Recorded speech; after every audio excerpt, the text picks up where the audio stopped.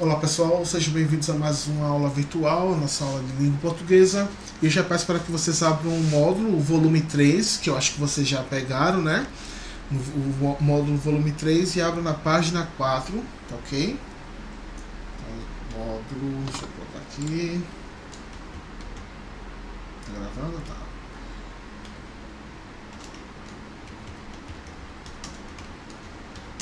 Página 4, ok? Aí temos aí unidade 7, cujo título da unidade é Entre Encontros e Despedidas, né? Aí passando já aqui para a página 5, nós temos aqui um pequeno texto, né? E 4 questões aqui para que a gente possa fazer uma pequena reflexão, né? Vamos lá.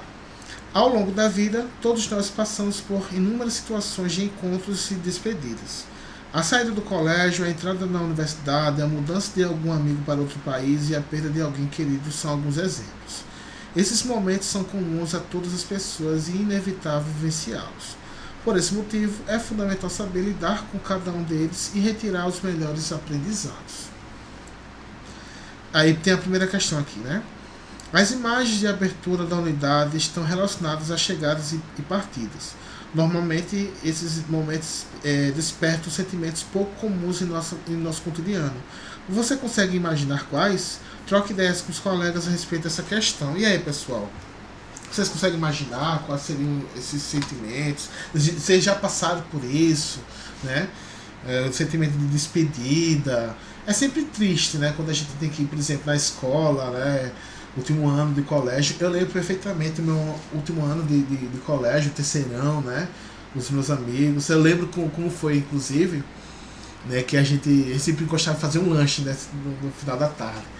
Aí a gente começou a fazer a pedir, né? O pessoal da escola, né? Saiu pela escola, falando com os funcionários e tal. Porque, tipo, uma maneira também da gente se despedir, né? O último dia, né? Fazer aquela resenha. Foi muito legal, foi muito bacana, né? E, tipo, é também um momento de tristeza, porque você sabe que tem pessoas ali que você não verá mais, tem pessoas ali que você verá com menos frequência, mas faz parte da vida, né? Enfim, mas e vocês? Vocês conseguem imaginar esses sentimentos? Já passaram por esse sentimento, por algum sentimento assim, por uma situação assim? Como é que é? Segunda questão. Você já experimentou um momento de encontro de despedida marcante em sua vida? Então, é exatamente o que eu questionei no primeiro momento, né? Como você se sentiu diante disso? Esse acontecimento exerceu alguma influência sobre você atualmente? E aí, um momento assim de despedida hoje marca vocês de alguma forma? Tipo, exerceu alguma influência em vocês hoje, né, na atual situação? Terceira questão. Os encontros e as despedidas são temas muito explorados na literatura. Gêneros como contos, crônicas, poemas e relatos retratam esses momentos de modo muito pessoal. Principalmente relatos, né? Principalmente relatos. Você se lembra de ter lido algum texto desse tipo? Conte sua experiência para seus colegas, né? Então, se vocês não passaram, mas quem não passou, principalmente quem não passou por um momento de despedida, mas já leram algum relato principalmente a respeito disso, né? E aí, como foi a sensação ao ler, né, um relato de uma pessoa falando sobre uma determinada despedida, enfim, um ente querido que morreu, um colega que teve que se mudar, alguém que saiu da escola, terminou o ensino básico, tem que se despedir de seus colegas. Vocês já leram algum relato desse tipo? Como foi a sensação, né? Quarta questão. Ao pensar nos encontros e despedidas pelos quais passaremos ao longo da vida, você acredita que possamos considerá-los importantes aprendizados? E aí, pessoal? Muitas vezes é chato a gente pensar, né, nessas... eu sei muito bem como é que é, né? Mas é chato a gente pensar nessas possíveis despedidas e tal. Mas como é que é? Nesses momentos que você... Porque, tipo, por mais que a gente não pense o tempo todo, mas estamos cientes de que sempre haverá situações, né, de despedidas e tal. Para vocês é um momento de aprendizado? Quando vocês refletem sobre isso, é um momento de aprendizado? O que vocês acham? Né? Então pensa aí, com base nessas 4 questões. Reflitam sobre essa questão da despedida, principalmente, né?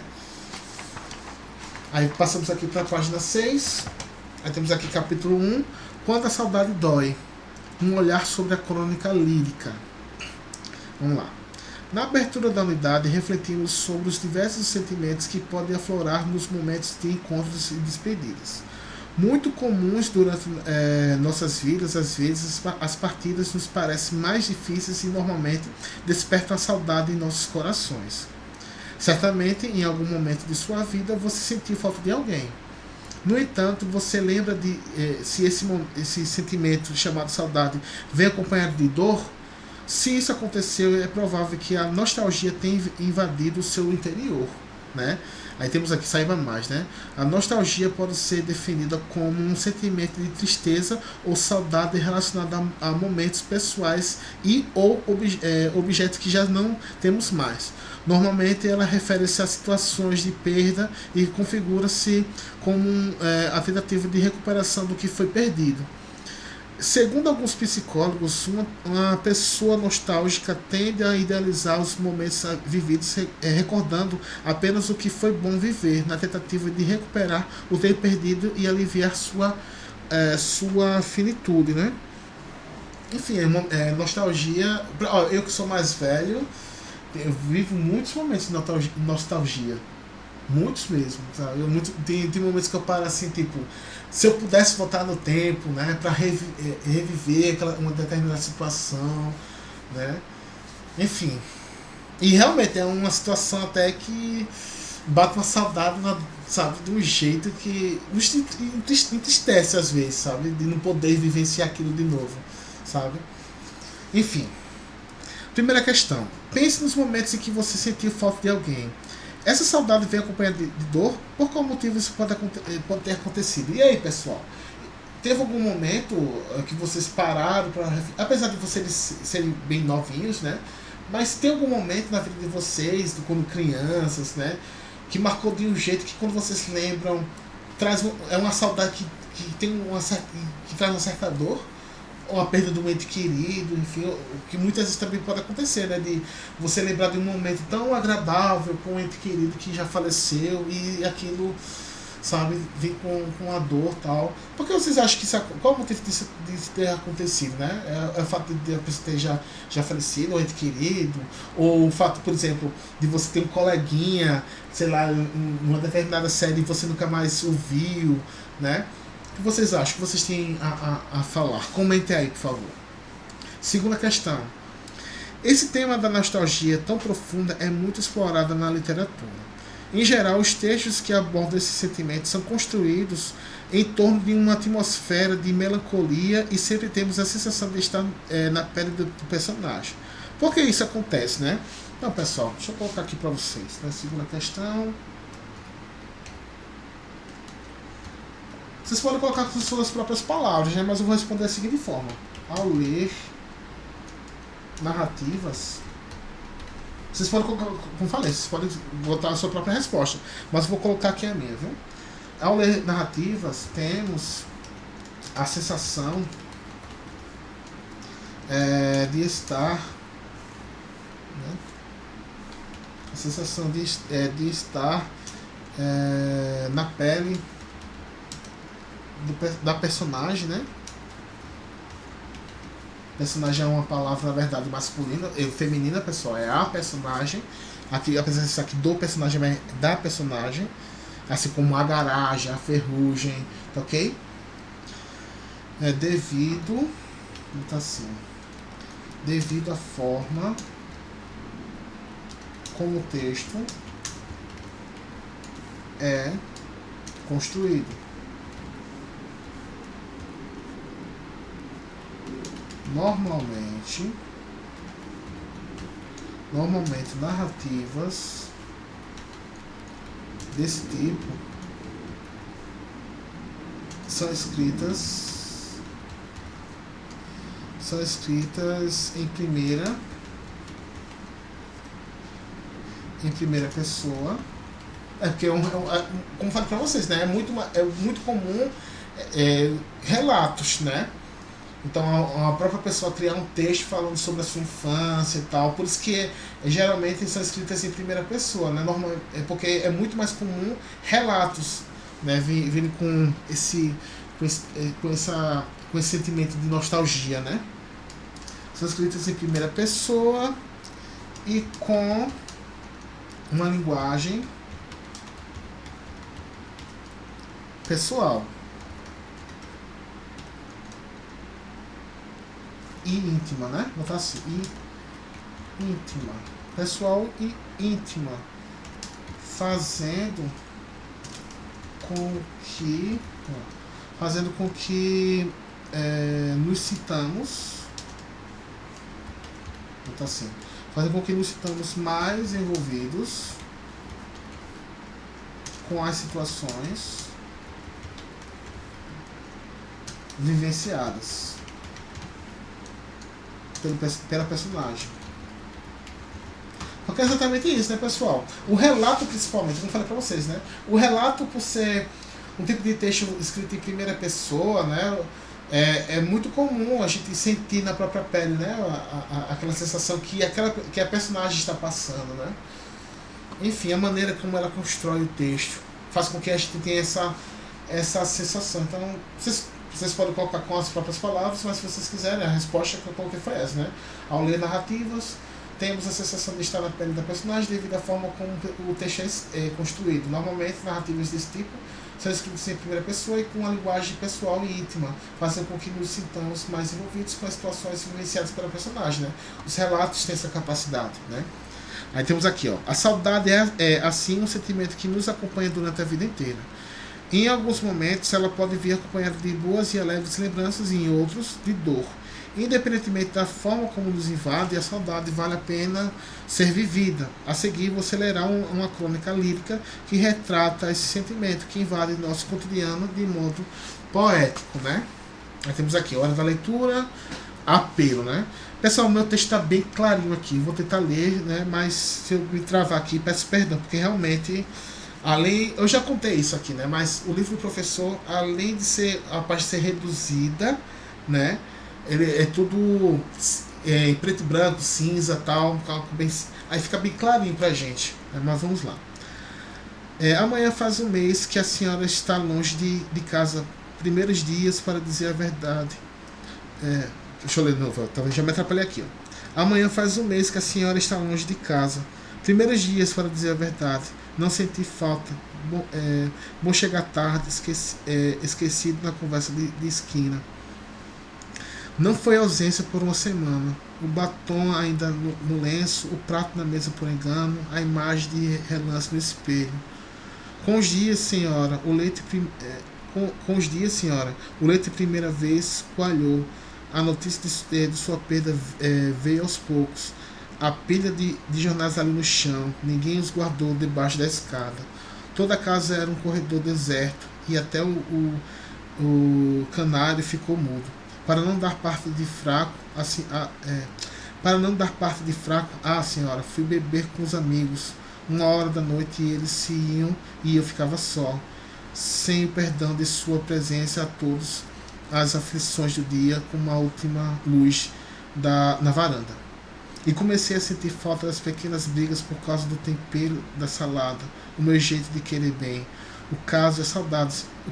O caso é saudade, senhora? As suas violetas na janela não lhes poupei água e elas murcham. Não tem botão na camisa, calça meia furada. Que fim levou o saca-rolha? Nenhum de nós sabe sem a senhora conversar com os outros. Bocas raivosas mastigando. Venha para casa, senhora, por favor. No caso, é um texto de Dalton Trevisan, né, que nasceu em 1925 e vive até hoje. É um escritor brasileiro, considerado o maior contista contemporâneo do país. Recebeu em 2012 o Prêmio Camões de Literatura pelo conjunto de sua obra, né? Então, pessoal, temos aqui agora, vamos explorar o texto, né? Aí temos aqui a primeira questão. A crônica é um gênero que apresenta como temática principal o cotidiano. Acho que já comentei com vocês sobre essa questão da crônica, né? Acho que foi no turma de vocês que eu trabalhei, que é basicamente isso. Na crônica é sempre uma história que envolve situações que a gente consegue identificar, em que nos identificamos, né? Porque a crônica ela relata uma situação do cotidiano, né? Por esse motivo, qualquer acontecimento pode aguçar a criatividade de um cronista. Tendo em vista essa característica, assinala a alternativa mais adequada ao texto lido. Né? A crônica, primeiro, né? A crônica apelo trata de modo formal e pouco sentimental a saudade de forma alguma, pelo contrário. Veja que o texto é cheio de sentimentos. Né? 2. Por se tratar de uma crônica que explora um dos sentimentos mais inerentes ao ser humano de forma emotiva, pode-se classificar o texto lido como uma crônica lírica. Exatamente. Então pode marcar a segunda opção aí. Por se tratar de uma crônica que explora um dos sentimentos mais inerentes ao ser humano de forma emotiva, pode-se classificar o texto lido como uma crônica lírica. Perfeito. É uma crônica lírica. Ok? Segunda questão. Discuta com seus colegas qual a finalidade dessa crônica. Ou seja, apesar de ser uma resposta até pessoal, né? Vocês podem colocar aí a visão de vocês qual é a finalidade, mas eu vou responder aqui para vocês também. Qual a finalidade dessa crônica que a gente acabou de ler, né? Então é o seguinte, a finalidade... A finalidade da crônica lida é apresentar, é apresentar situações que despertam a saudade, comuns a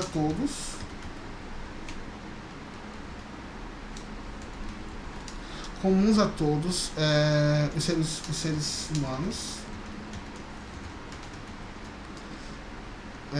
como posso colocar aqui?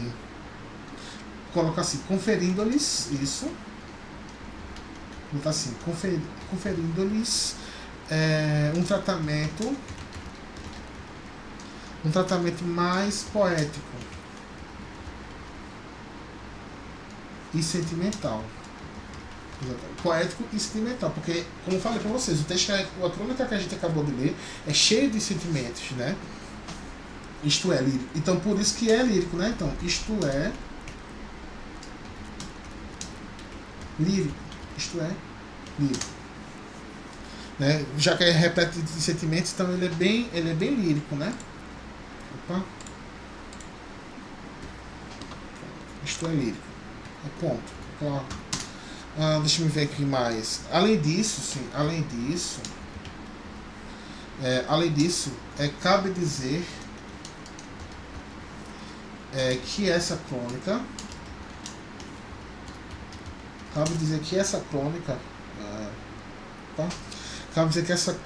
tem a função de entreter o leitor, dando-lhe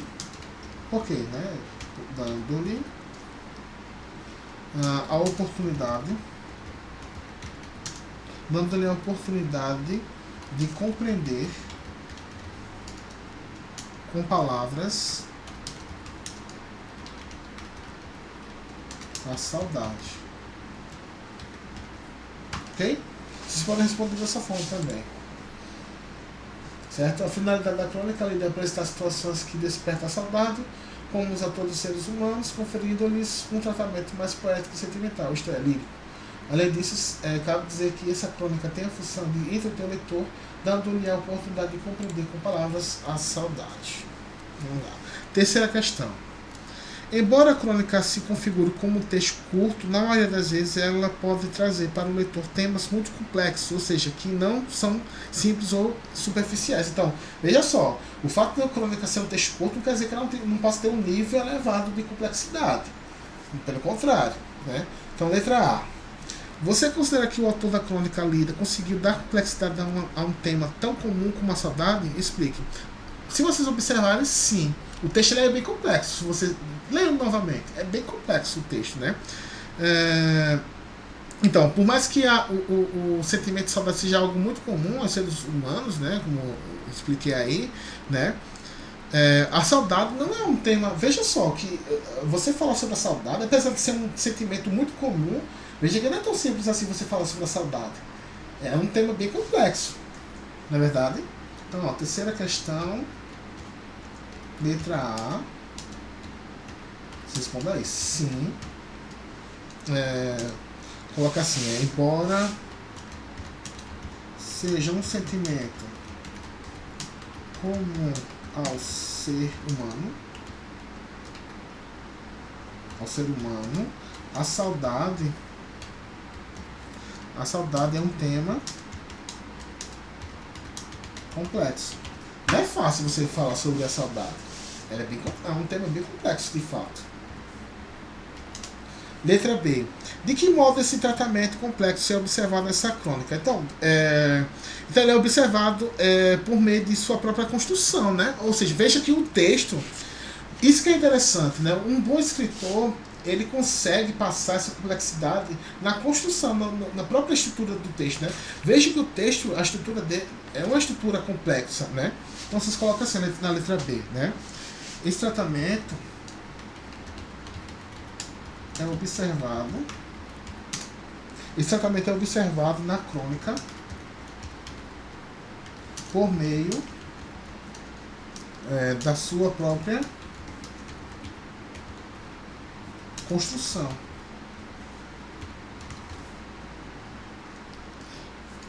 a qual envolve principalmente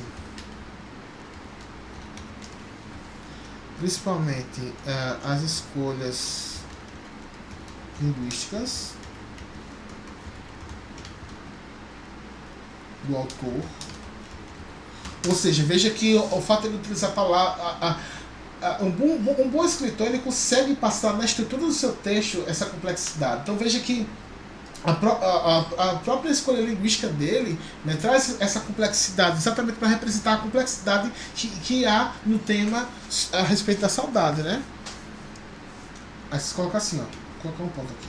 Além disso, coloca assim, além disso, essa complexidade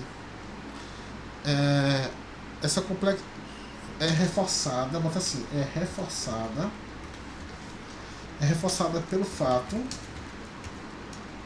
de que a ausência da interlocutora, porque está o tempo todo enfatizando a ausência dessa senhora, né?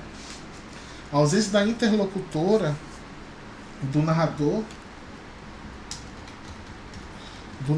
no caso é o narrador personagem, pessoal. Veja que ele narra e ele participa da trama, né? Narrador personagem, a senhora, no caso aqui, né? A senhora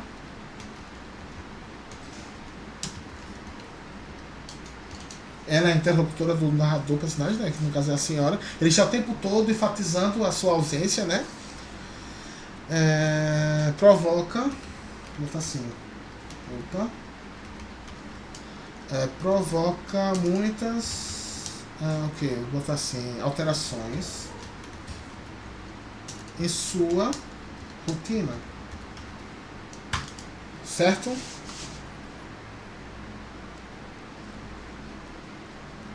Então essa é a resposta, vocês podem colocar na letra B. Esse tratamento é observado na crônica por meio da sua própria construção, a qual envolve principalmente as escolhas linguísticas do autor.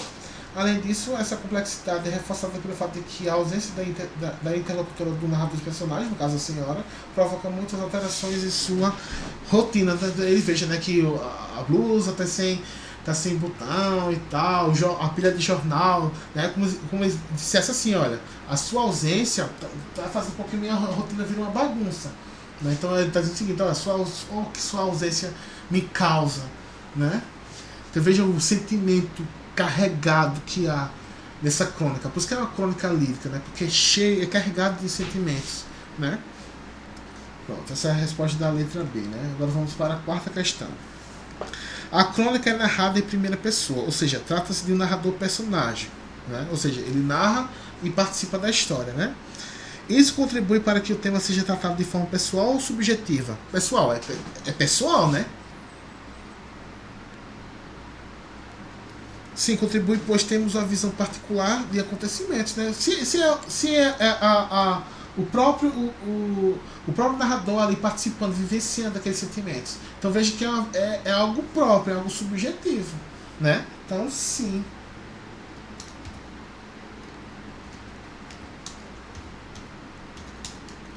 Sim, sim, contribui.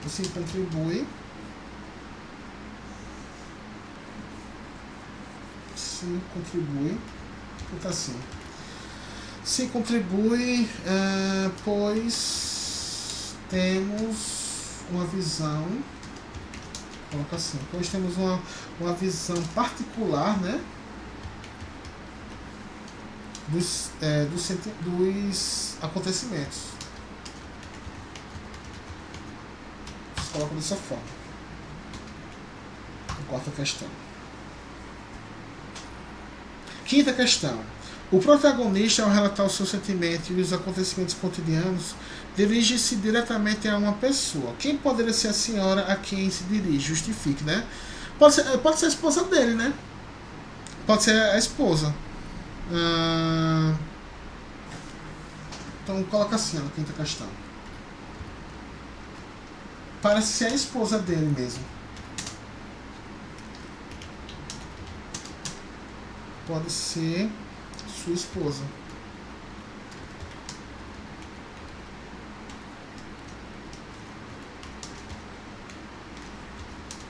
Sua esposa que não mora mais. Que não mora mais com a família. Pois relata.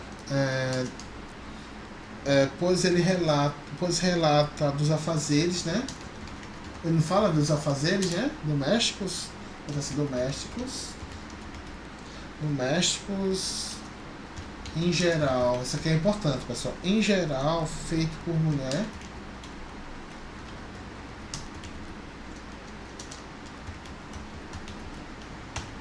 Vocês podem ver isso como algo machista, né? Mas enfim.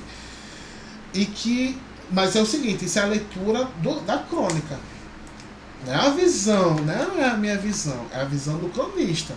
Veja que a ausência dela, tá tudo bagunçado e tal, porque a visão do cronista é de que seria os afazeres comuns de uma mulher. Então veja que se for a parte do cronista, né? Ele tá sendo machista aí, né? Mas enfim, vamos lá. E que estavam sendo deixados de lado devido à sua ausência, né?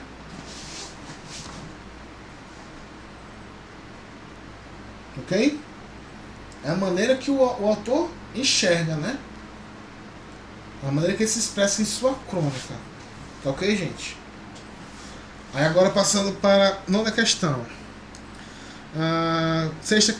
Nona questão não, perdão. Página 9, sexta questão. Quando o texto aborda um tema cotidiano por uma perspectiva emotiva e íntima, podemos classificá-lo como uma crônica lírica. Então, crônica lírica é exatamente isso, pessoal. É quando é um texto e relata algo do cotidiano, é uma crônica, né? Mas é considerado uma crônica lírica quando tem uma certa uma expressão mais emotiva, né? Mais sentimental. Aí quando tem essa pegada mais sentimental, a gente diz que trata-se de uma crônica lírica, né? Essa característica é observada inclusive pela forma como o autor constrói a narrativa, ou seja, pela linguagem que utiliza. Pensando nisso, retiro do texto exemplos que comprovam essa afirmação. Então vamos lá. Vocês podem colocar aí o seguinte: trechos que podem. A notícia. Bota assim, ó. A notícia de sua perda veio aos poucos.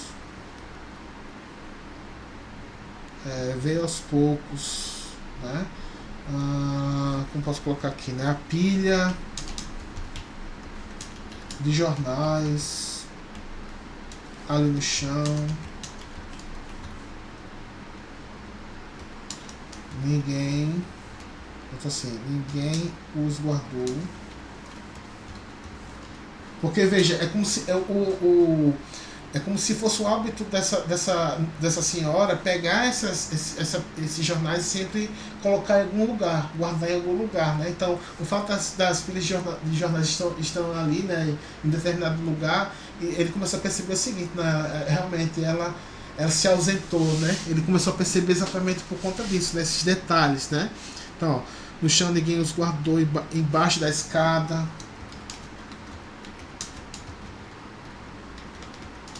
Da escada. Deixa eu ver aqui.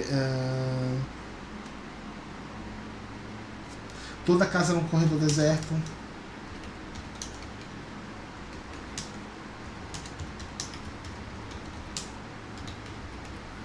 Toda a casa no corredor deserto. E até o canário ficou mudo, né? E até o canário ficou mudo.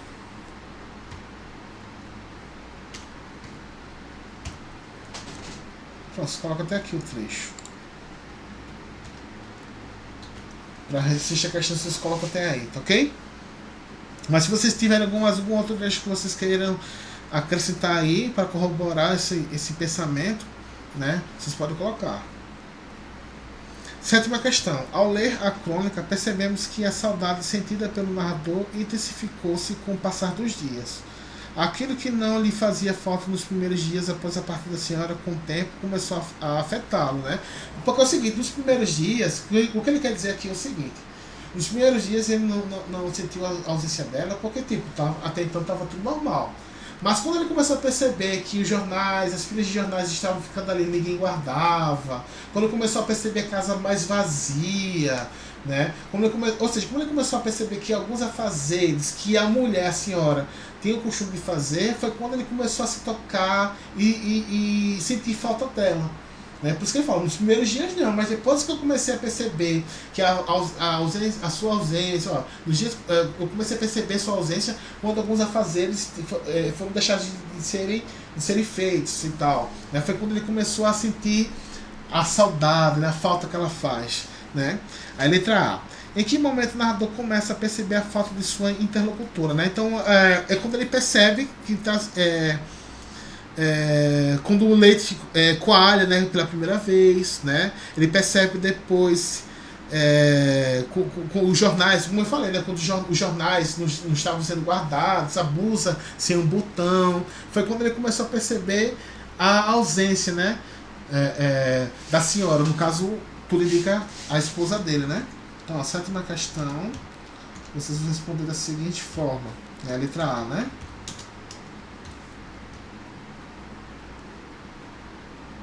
Letra A. Então assim, o narrador percebe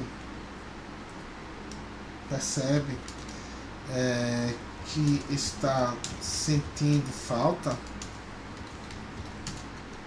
da senhora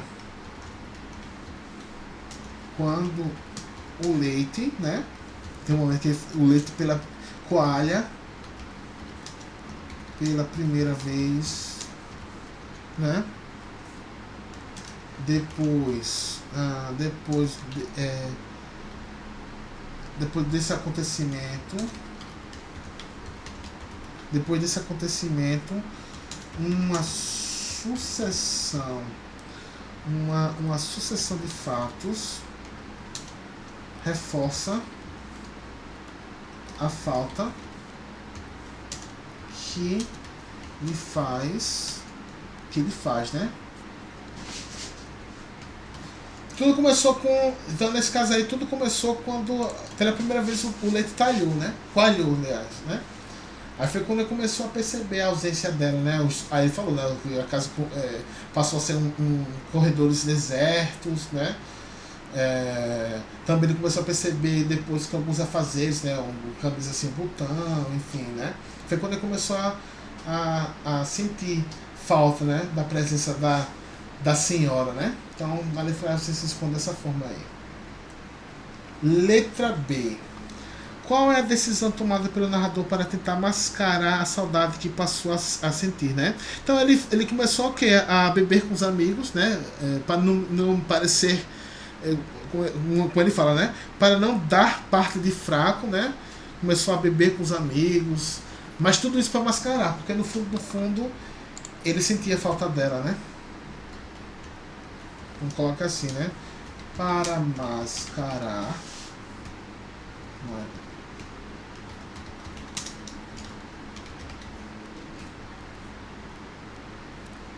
Isso.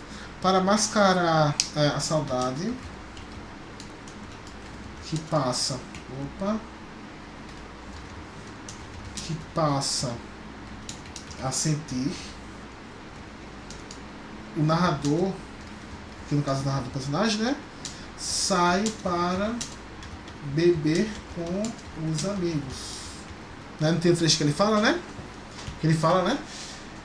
Para não dar parte de fraco, senhora, fui beber com os amigos, né? Então, para mascarar, ele começa a beber, né? Mas veja que é apenas para mascarar, porque no fundo, ele sente falta dela, ele sente saudades, né, da senhora. Oitava questão. Releia o último parágrafo do texto, levando em consideração as diferenças entre saudade e nostalgia, discutidas no início deste capítulo. É possível dizer que, com o passar do tempo, a saudade sentida pelo narrador pode se transformar assim em nostalgia? Justifique sua resposta com passagem do texto. Sim. Porque, como eu falei, né, nostalgia é quando a gente relembra situações e quando a gente lembra, a gente sente uma dor, né? Então vai chegar um momento que ele vai sentir isso, essa dor da perda, né? Então, oitava questão.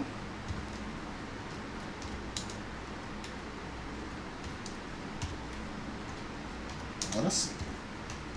Oitava questão, vocês colocam assim, sim, né? Ao pedir que a senhora, botar assim, ó, ao pedir que a senhora volte, né? Volte para casa. Tem um trecho que ele fala, né? Que ele pede para que ela volte para casa. Ele fala assim, né? Venha para casa, senhora, por favor. Ele implora, né? Aí percebe-se a saudade. Volta assim. Percebe-se a saudade. Percebe-se que bota assim, percebe-se que a saudade. Melhor. Percebe-se que a saudade começa a pesar. Né? Começa a pesar. Caso esse retorno, assim, caso esse retorno não se concretize, é possível que esse